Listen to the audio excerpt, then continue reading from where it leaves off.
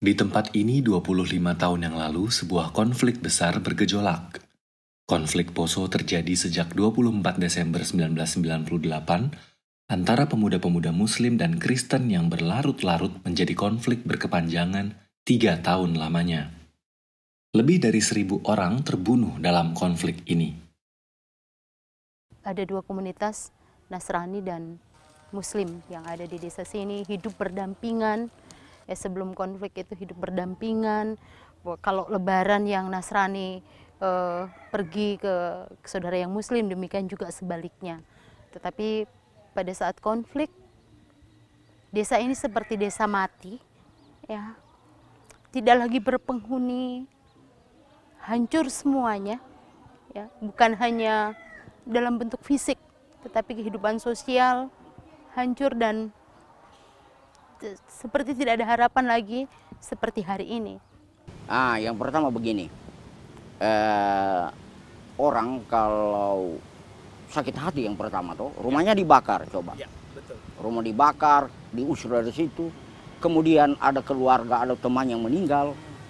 Nah itu akumulasi dari kebencian. Orang pada saat itu dalam suasana seperti itu susah pakai akal sehat. Susah pakai akal sehat.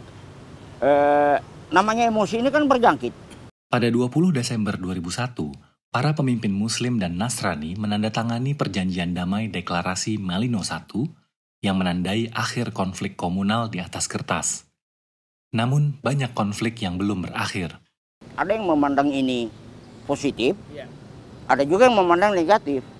Sampai kalau di kelompok saya dulu kan dibilang pembuat onar loh di komunitas Kristen ini dituduh, iya, preman, dibilang preman, pembuat onar, apa semua.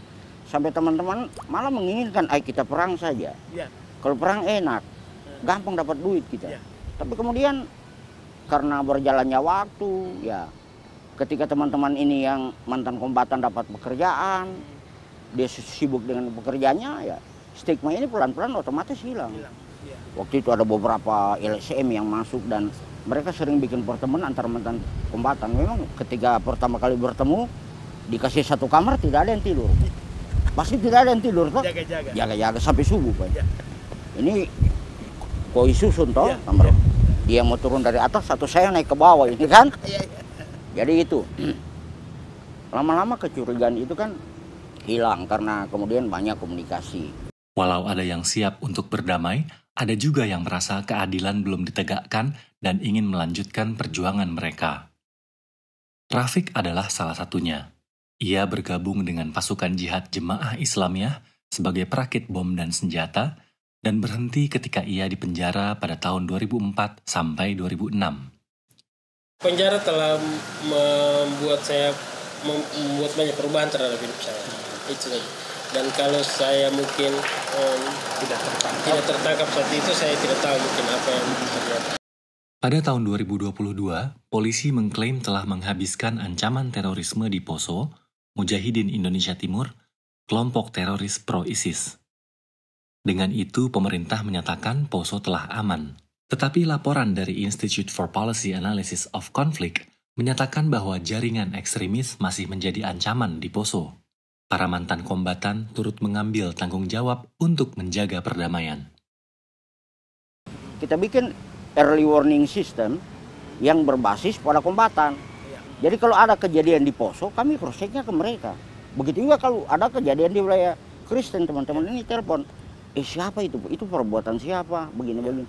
Kami koordinasi dulu baru terima berita dari luar. Betul. Yang versinya misalnya, versinya keamanan pada saat itu. Versinya operasi militer. Walau potensi ancaman baru terus ada, kebanyakan warga Poso ingin maju terus.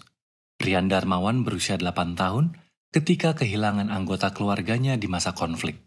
Pindah-pindah pengungsian waktu itu. Nah itu ada orang yang tidak dikenal itu memanggil saya mendoktrin untuk balas dendam. Tapi saat itu karena memang saya tidak ada niat ke sana sehingga kemudian sampai di situ saya tidak ikut bergabung untuk balas dendam. Nah, salah satunya juga yang membuat saya kemudian aktif di Poso ini, bergabung di sejumlah organisasi komunitas, baik saya bergabung di komunitas film, komunitas musik dan juga di organisasi olahraga e-sport. Itu juga salah satu bentuk saya yang kemudian saya ingin membangun daerah ini tanpa ada rasa dendam masa lalu. Saya melihat Poso sudah sangat banyak perubahan, di mana dari perkembangan dari lebih ke bagaimana saya merasa aman ada di daerahnya saya sendiri. Nah, anak-anak dari Genpis ini, teman-teman saya komunitas, kita membuat satu kegiatan yang namanya Tebar 1000 Hijab. Nah, dan itu saya Nasrani Kak sendiri melakukan kegiatan itu. Kita kumpul donasi, donasinya itu hijab yang masih layak pakai, dan bahkan ada yang memberikan donasi itu hijab satu kantong itu belum pernah dipakai, seperti itu. 25 tahun sejak konflik berdarah, Poso telah berubah menjadi lebih toleran. Namun, luka lama selalu membawa sebuah kewaspadaan, khususnya bagi mereka yang pernah mengalami perang antar golongan.